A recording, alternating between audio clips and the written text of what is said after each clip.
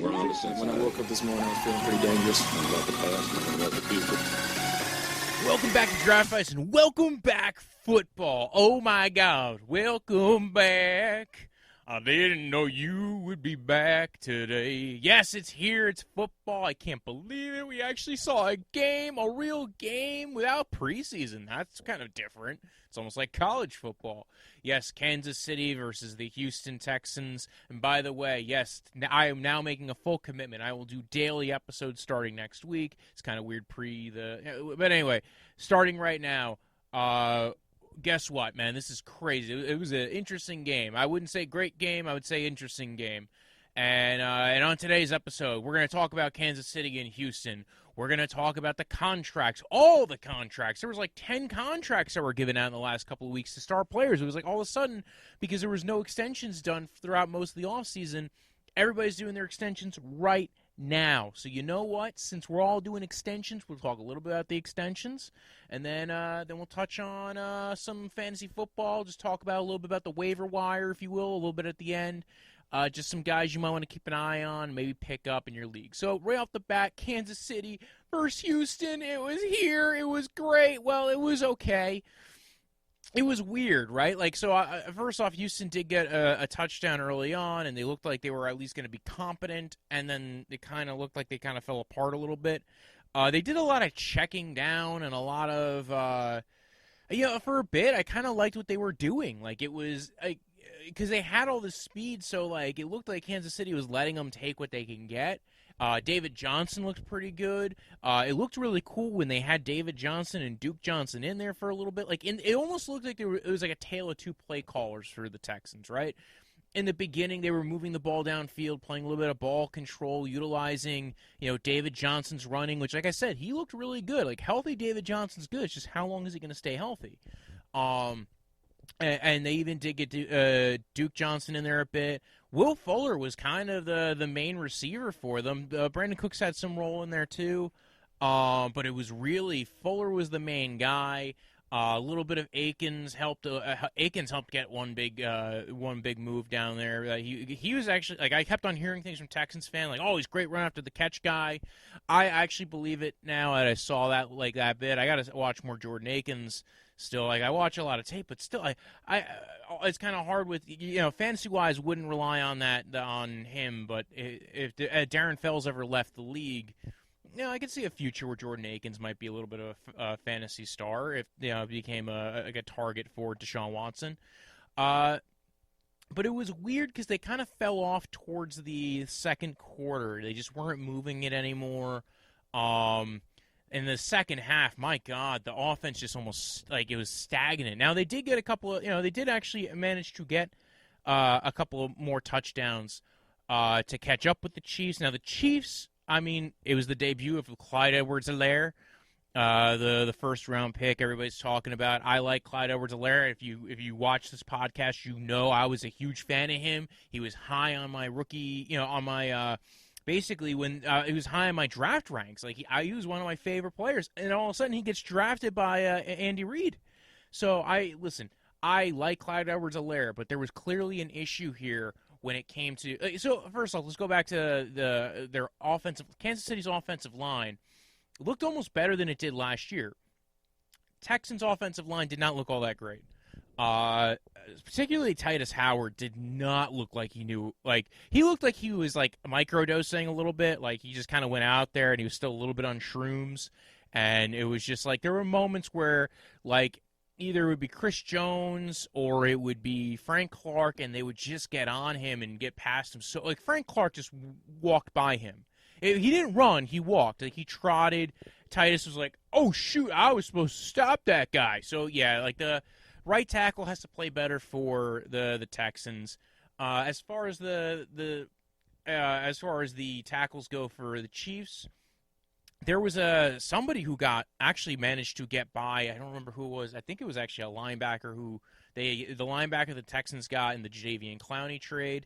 He ended up he ended up getting a little bit of Mitchell Schwartz and getting by and getting a sack on Patrick Mahomes. I was, there was some decent play on both ends. There was also some, hiccups, but Overall, not a lot of penalties. A lot of the penalties came. I think almost all the penalties came on the Texans side of the ball, and this makes sense because there's still a lot of moving pieces to the Texans, right? New receivers in that receiving core. The offensive line is okay. Tunsil's good, but there were moments even tonight where Tunsil did not look so good. Titus Howard, man, he looks like he was asleep for quite a bit of it. Was not trying very hard. I did think David Johnson tried really hard. I liked Clyde Edwards-Helaire. I will say this about Clyde Edwards-Helaire. First off, they threw him one pass, and he took a beating tonight. He took a massive, walloping sometimes. And it was almost a little wow, man, this guy's going to get knocked out before it's too late. There were hints of the Kareem Hunt time in Kansas City, if you will, that I was just okay, cool. Very good. He does not have the leg drive of Kareem Hunt, not the same way anyway. Very good contact balance, very good player, much quicker than Kareem Hunt. And the reason why I'm going to mention Kareem Hunt is one because he's the former Kansas City Chief running back who debuted on the start of the NFL, and he also just got a contract extension from the Browns, relatively cheap deal, 2-year extension, $13 million, so a little over $13 million. So basically, they're paying $6.5 million a year after this year to keep Kareem Hunt. I mean, that's cheap. When you look at the running backs in the NFL and what the high-end guys are getting, man, that's a good deal. So we'll touch more on the contracts in a little bit. Helaire looked really good, except for when it came to short yardage situations, at least in the way that they were utilizing him. And they didn't really utilize him in the pass game, which I was a little shocked by. This was what he did really well. Now, part of it was, listen, Kansas City got up really high at one point. They were leading this game pretty much from, the second quarter on, and they were, doing it comfortably. So, at some point, they were just why are we going to take all the cards and show everybody what we can do with this kid, right? But my one issue was, in the short yardage situations, now keep in mind, I get Texans don't have DJ Reader anymore, but they are a pretty solid defensive line. So when it came to short yardage situations, he had a harder time. When it was between the 20s, or even from when it was starting from when they were backed up to their own 10, all the way up to when they got to the 20-yard line, he was very good at getting space and moving. But when it came to short yard situations, Clyde Edwards-Helaire was not performing very well. Sometimes it was also penetration, just guys got through. They're running the ball, and Kelechi Osemele, man, he actually showed up pretty well. It was weird that he went to the Jets last year because he didn't seem to fit what they were doing on the Jets. He fits more of what Kansas City does. So it was a fun game. Right, a little bit back to the gameplay a little bit. Sammy Watkins made an appearance for a few minutes. Tyreek Hill looked like he was going to be quiet the whole night, and then Pat Mahomes was I got to get my boy Tyreek Hill involved. Travis Kelce showed up. Like I said, Clyde Edwards-Helaire. Darrell Williams played quite a bit, so it wasn't like he was totally out of this game either. The Texans, like I said before, Fuller was kind of leading the backfield. Leading the receiving core. We saw Cooks. We didn't see Stills and Cobb until the late time of this game. There were hints in the beginning that they were going to utilize a lot more motion and a lot more interesting things and screen passes. The play calling for the first quarter and a half was really good for the Texans. I actually liked it a lot. Maybe a bit dink and dunky for some people's beliefs, but you know what? When you have that much speed, being able to also just start tearing up the middle of the field, getting David Johnson some work, doing some screen passes, getting some real movement on the offensive side of the ball, I gotta say, I didn't mind what they were doing in the beginning, and then they kind of went away from it, right? They only played one of the two running backs at a time. They took out a lot of the motion. I think they were starting to go we can't have too much motion. Then they kind of went away from doing any kind of screen pass or anything like that for almost the whole, second quarter and into the third quarter. And then there was one screen pass that just went 15 yards, and I'm well, yeah, this was working for you. So maybe they learn to get their guys into space more. I liked what I saw from David Johnson. I like, it was a fun game. Football's back, everybody. I had fun. I hope everybody else had fun with it. So let's talk a little bit about the contracts. Right? Oh, by the way, if you don't know, Kansas City won. Spoiler alert. I don't know if you do spoiler alerts in football, but regardless, Kansas City won. Speaking of Kansas City, well, there weren't really any big contracts with Kansas City this week, right? We talked about all their big contract guys. Their division rival, the Los Angeles Chargers, extended Keenan Allen. Kind of a weird situation because I don't know if I'd really want, if I'm Keenan Allen, to stay in LA. I guess if you know you're getting your money and you're getting an extension right now, kind of makes sense. Tre'Davious White got an extension. Cam Heyward got an extension. He's the defensive lineman on the Steelers. Tre'Davious White is the cornerback on the Bills. I mentioned Kareem Hunt. But the big ones I think that were important, right? I mean, like, we'll talk a little bit about, like, Hopkins got an extension, right? I talked about that actually on Brenda Facemere's show. If you ever tune into that on Thursday nights at 6 o'clock, I'm on that weekly.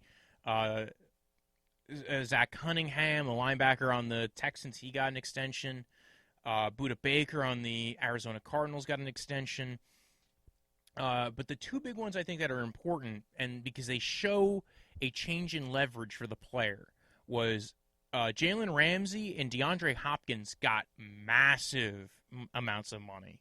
Like, because you traded really more Jalen Ramsey. Hopkins got an extension, and when you really look at the extension, it wasn't that much. But, like, dude, Ramsey got legit. Like, he is the highest paid corner in the NFL right now. Part of that extension, I really do think, is you traded 2 first-round picks. It's like the Laramie Tunsil thing. You have to sign this guy to an extension now. You have to make it look like it's good. So, Hopkins, you haven't even seen him play it down. They gave him a 2-year extension. They gave him more money. We hadn't talked about Deshaun Watson's extension. He's getting about $40 million a year now, so he's going to be the second highest paid quarterback in the NFL. Again, another Texan to talk about from tonight. He literally, honestly, there was a point where the Texans just looked like they gave up. Like, it looked like, you know what, we're behind. We can't do this anymore. It was really sad. I thought that was kind of a weird thing. It looked like they were almost in like a preseason game, and even at the end, like, they kneeled down. It looked like they really gave up at a certain point. Kareem Hunt we talked about. Tre White, very team-friendly deal, right? Very, and part of it was, I think it's like a $17 million a year deal, but it's, when you also add in the next 2 years on the rookie deal, it was it's very team friendly. So, a good deal for the Bills. I think it's a great idea if you're going to extend your own players. I'm a big fan of that. It kind of does, some of this gives you an idea what's going to happen with Jamal Adams, because they just spent 2 first-round picks. Eventually, this guy's going to get the same kind of an extension that Jalen Ramsey and Laramie Tunsil did. That's what happens when you now just gave them so much leverage, because if they walk, you spent 2 first-round picks for no reason. So, Joe Mixon, right, running back for the Cincinnati Bengals, he just got an extension, $12 million a year. His contract looks relatively reasonable. I think that's actually not a bad payment to make to the guy. I know it's hard figuring out how much you should pay running backs, if there's an amount. Like, obviously, the Kareem Hunt deal is a little different of a story. He had, kind of an off-the-field thing a while back. He also grew up in Cleveland, so Kareem Hunt wanted to stick around for the next couple of years and hopefully bring a championship to Cleveland. It's like that dream of, like, playing for your hometown team. Joe Mixon, not a hometown guy, but still very good dude, a very good player. Right now there's also talks about Alvin Kamara potentially getting an extension. That hasn't happened yet, so we'll see what happens with that. It will probably be in between the Christian McCaffrey, Joe Mixon range is what I've been hearing. The question comes down to, is there value in extending these running backs and paying these running backs? And I think when they add enough in the pass-catching game, there is, to an extent. Now, it depends on how loaded these contracts are. Like we saw with David Johnson, too, right? David Johnson was a good pass catcher, a good running back, but he got injured. Part of that's just injury. Todd Gurley's the same thing, but this could happen with a lot of players. I think really it's the evaluation of the position, what they are in your offense. Like Alvin Kamara is like a slot receiver, option back, also running back for that offense for the Saints. Joe Mixon makes that offensive line look better. He really, he does things that he's met in the backfield, and he just does things that, honestly, him and Melvin Gordon, I think, are underrated for that regard, is that they had bad offensive lines to begin their career, and they made them look like they did better with that. Like, they managed to still just find ways of getting into space and get moving and break tackles, and this is why I always think Melvin Gordon's a little underrated. I've always liked him as a player. So those were all the big contracts, right? I'll talk a little bit about this weekend. It's a big weekend. It's the first season, first time back. I talked a little bit about the fans being in the stadium for the Chiefs on, again, like face off of face mirror. We talked about that a little bit. There's going to be, there was fans in the stands for the Chiefs game. There's maybe a couple of other games where they will have fans. I think Jacksonville's going to have fans there. Going forward, they're looking into letting fans be in the stadiums in the next few weeks. So we're seeing what's going to happen here with these kind of test cases, if you will. We'll see how it goes. I think they want the money from the people being in the stands. Apparently, though, one of the big issues was that they were actually, they still had 1,000 tickets available to go to the Kansas City Chiefs game tonight. So part of it is people probably don't want to have to go, or they probably don't know they can get the tickets. Apparently, they were being sold under market value at some points. So very interesting thing to keep apprised of as far as the fans going into the stands kind of deal. Also on Thursdays, I might start doing it myself as well. Like, I'll preview all the games for everybody.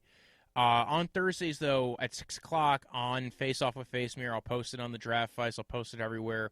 We will be doing picks for the games and who we think is going to be winning the games between all of us. Very good for, if you're a pick'em kind of person.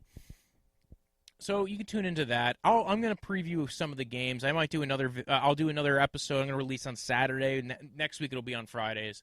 But I'll release a Saturday episode talking about the preview to the games this coming week. And, so I'll do a breakdown of each of those games as we go into them, maybe the fantasy implications as well. And since, I mentioned we talk a little bit about fantasy, there's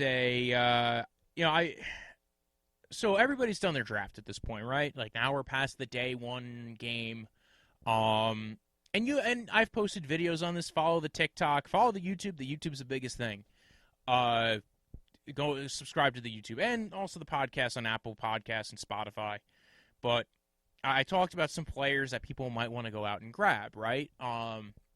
For fantasy, if you felt like you didn't get enough of a particular position, specifically receiver and running back. Tight end and quarterback, there's usually depth everywhere, and you could stream guys, and it depends on the depth in your league. It depends on the type of league you're in. But in a standard 12-team PPR league, here's a few guys that you might want to look into. A couple of running backs right off the bat. I did the video on it yesterday. So I'll briefly touch on them. The big one is James Robinson, right? Jacksonville Jaguars. He's number one on the depth chart. I watched a little bit of his tape. I did not watch him a lot coming out. I did not watch any of him coming into the draft because I didn't even hear of this guy. So he's coming in. He's going to be potentially. I hear the starter Devine Ozigbo is on IR. Rockwell is on the COVID list, Rockwell Armistead, and also we know that Leonard Fournette is not on the team anymore. So really it leaves, Chris Thompson and our boy James Robinson. They are there, so I looked a little bit at the tape. He kind of reminds me of like a lanky Chris Carson, or a slightly slower Kerryon Johnson. If you just reduce Kerryon Johnson's speed by 15 to 20%, that's what he kind of reminds me of. So, I don't think he's going to be bad. Apparently, they're saying he's picked up the offense really well. He was part of the decision to let go of Leonard Fournette.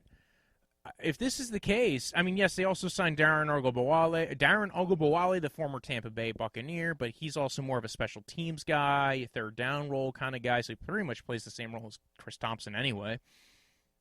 Chris Thompson never stays healthy regardless. So we'll see what happens with those guys. I think, if you're going to try and jump on a guy early, get James Robinson, we'll see what happens. It's not exactly the fastest dude in the world, but, you don't have to necessarily be fast to be a good running back.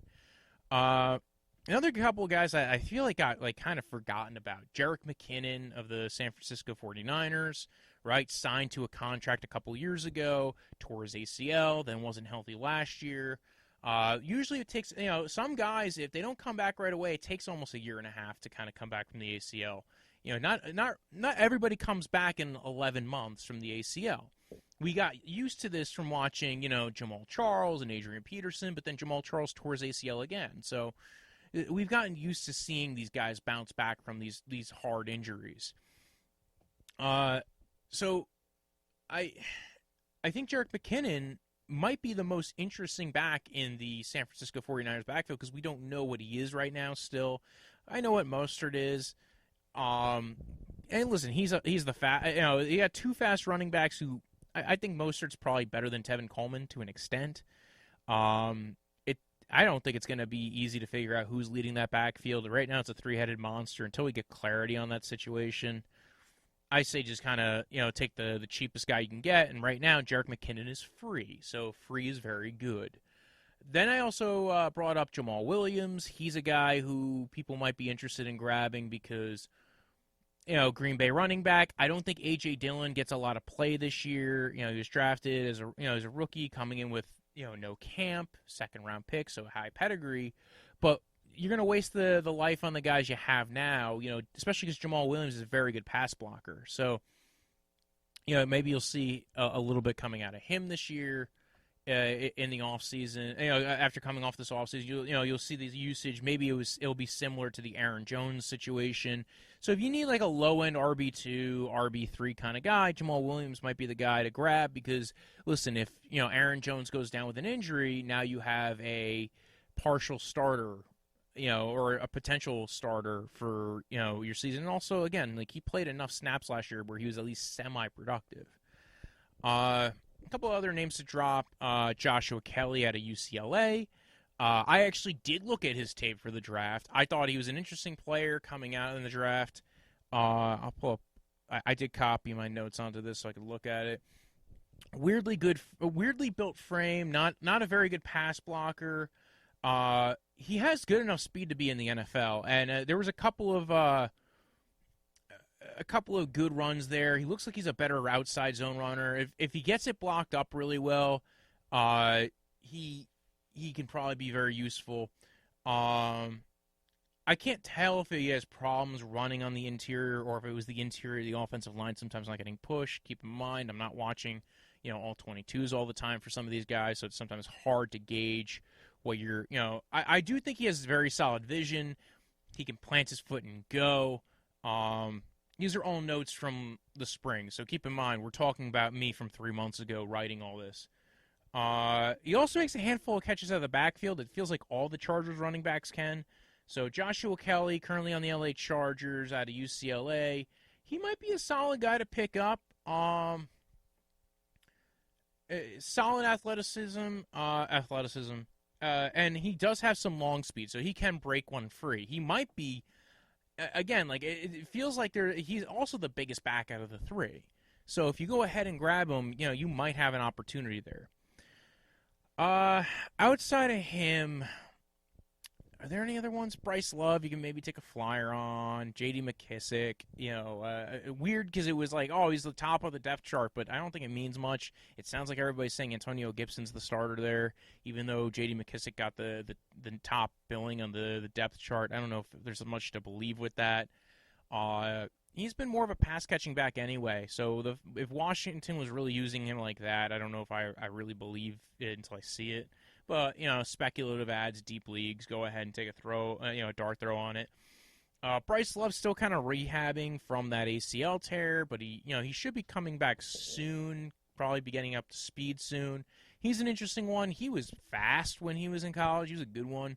I felt like he should have came out the year that he did have that good year, and he basically established why running back should declare as soon as they become eligible. But listen, I'm not going to go ahead and try to litigate his decisions. That's his choice. So those are some running backs, solid guys. None of them are going to blow you away. Maybe James Robinson gets some real push from that offensive line and becomes a solid starter for you. Probably like an RB2. I don't see him being like that game-breaking RB1 kind of guy. I think he will probably be somebody's RB2. If you went wide receiver heavy and you kind of screwed up your running back picks, whatever you did, maybe you didn't know RB strategy. Not I, Rabbi, but still.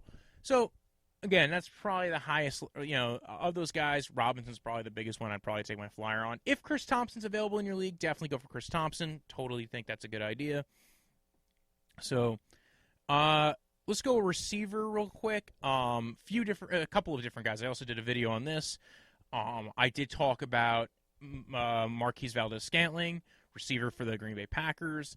He's kind of, very athletic, tall. Like, they want him to be, very good long speed. They want him to be something, right? They really do believe in this guy. That, and if his route running gets a little bit better, he probably can be. If there's a little bit of trust, if Rodgers manages to get trust with him, now in his third year, if he really understands the playbook now. Keep in mind, last year was his first year with the playbook, so maybe you don't always know exactly like the 18, how to run your route. Maybe you're running at 20 yards, we're supposed to be 18 yards, and it does sound like he's kind of at least getting the playbook down a little bit better now in his second year in LaFleur's offense. I do think they have a plan for him. I do think they want him to be something. Another guy who's another post-hype sleeper kind of guy is Corey Davis. He had, constantly, he's almost kind of like, the new Devontae Parker, where you just think it's going to be every year where he's going to pop and he just doesn't. And guess what? He is Devontae Parker's old quarterback. Not a good thing. But we will see. Maybe he does have his breakout season this year. We saw it. It was on tape. He's had good games. He's had good season. He's had good moments in seasons. He will take your lunch from you. He is a solid receiver as far as, at least he's had moments of being a solid receiver. But we don't know necessarily going forward what he's going to be for fantasy. But I think it's a guy who, again, top 10 pick in the NFL draft. I think he's a flyer. I think he's a starter on his own team. So if that's the case, he ends up, being good. If he's as good as he could be, it's a really good hit. So maybe check in on him. A couple of other dudes, Josh Reynolds, receiver on the LA Rams. The La Rams, if you know how it's called. La Ramza. So outside receiver, kind of replacing Brandon Cooks as the deep ball guy. Different body, different build, much taller and lankier, good speed, good deep speed. He's going to get the deep balls here and there. And it won't matter, it doesn't matter if you've heard the 12 personnel versus 11 personnel thing. If they were moving more towards 12 personnel, I think he's still going to be on the field. I think Cooper Kupp's going to be the one who's going to sacrifice on that. After Josh Reynolds, I also thought about Laviska Shenault, wide receiver out of Jacksonville. He, the rookie wide receiver, but he kind of has some Sammy Watkins to his game. So I wouldn't be shocked if, we hear about him, really coming forth, replacing where D. Westbrook is on the depth chart. He runs like a running back. So I want to see him utilized. I want to see what they can get out of him. He had an injury issue. That's why he kind of fell to the second round this year in the draft. So I like him. Who else? Brian Edwards, another guy, outside receiver. You probably were hearing about Henry Ruggs in his draft stock, and he probably went in your league. But Brian Edwards might be available. Solid. We'll see what he's going to do as a rookie. But again, Tyrell Williams isn't there. They need somebody to replace him. He's probably going to play the X in that offense, the split end. I don't know if that means he can actually do it. I don't know if that means he'll be effective at it. Hunter Renfrow, second-year guy, might be available in your league. Kind of a slot guy, kind of a Cole Beasley type. But, considering Derek Carr's become a little bit of a check down Charlie over the years, he might be able to get you at least a floor as far as your receiving goes. Paris Campbell, I didn't even talk with this guy in the video because I really didn't feel like it was needed. But, not for nothing, this guy was a little electric when he was at college. Like, he was getting a lot of the crossing routes, the slot routes. If they utilize him like that with the Colts, I could see there being potential for him to kind of blow up, being the other receiver outside of T.Y. Hilton.